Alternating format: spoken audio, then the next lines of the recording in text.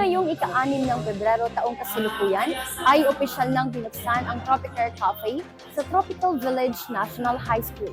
Ang proyektong ito ay pinangungunahan ng mga SNED learners kung saan ang kanilang kauna-unahang customers ay ang mga participants ng Right Shop Orientation on the Development of Contextualized Learners' Rights and Protection Policy Manual. Ito ay sa pangunguna ni Dr. Rizal M. Vidalio, EPS ng ESP at House, kasama na rin ang EPS ng AP at Madrasa Education na si Dr. Yolanda D. Silomano.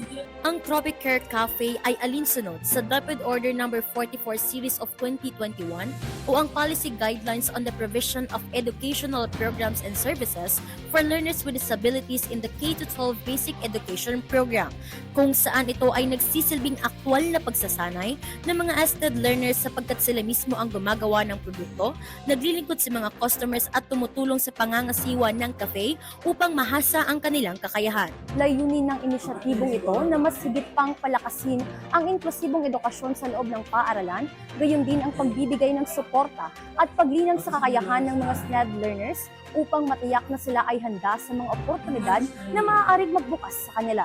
Ako si Wafa Omar at ito ang Balitang Tropicalian.